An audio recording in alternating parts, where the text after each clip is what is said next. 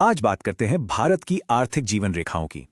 आखिर ये विशाल मशीन काम कैसे करती है? तो चलिए इस जटिल सिस्टम को समझते हैं और शुरुआत करते हैं हर चीज की जड़ से, यानी हमारे संसाधनों से।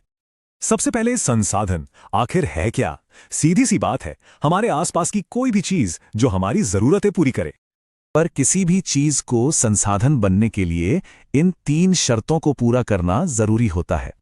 संसाधनों को हम 2 हिस्सों में बांट सकते हैं और यहीं से संतुलन बनाने की असली चुनौती शुरू होती है। गांधी जी की ये बात एक जरूरी सवाल उठाती है, जरूरत और लालच के बीच का फर्क। अब बात जमीन की। भारत का एक बहुत बड़ा हिस्सा जलोढ़ मिट्टी से ढका है, जो हमारी खेती की रीढ़ है। पर जलोढ़ के अलावा भी भारत में कई तरह की मिट्टी है और हर मिट्टी किसी खास फसल के लिए बनी है। लेकिन ये जरूरी संसाधन खतरे में है और इसे बचाने के लिए सही तरीकों की जरूरत है। अब चलते हैं एक और कीमती संसाधन की ओर, जिसको लेकर एक बड़ा सवाल उठता है। भारत के पास दुनिया का सिर्फ 4% मीठा पानी है, जबकि आबादी है 17%। सोचिए कितनी बड़ी चुनौती है। इस चुनौती से निपटने के लिए बड़े बड़े प्रोजेक्ट्स को आधुनिक भारत के मंदिर का दर्जा दिया गया।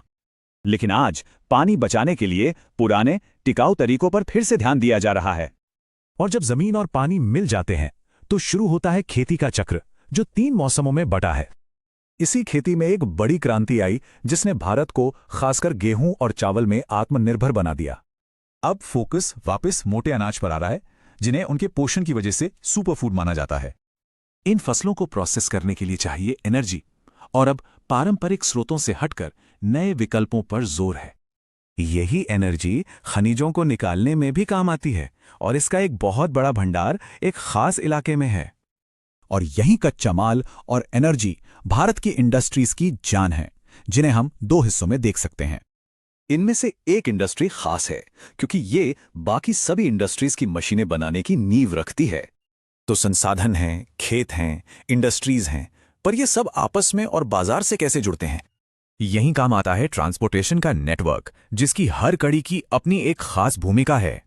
और इसी नेटवर्क का एक बड़ा हिस्सा है ये प्रोजेक्ट, जो देश के चारों कोनों को जोड़ता है।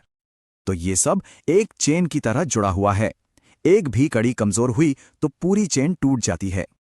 तो सवाल ये है, क्या विकास का सिर्फ एक ही रास्ता है, जिसमें पर्यावरण को भी साथ लेकर चले?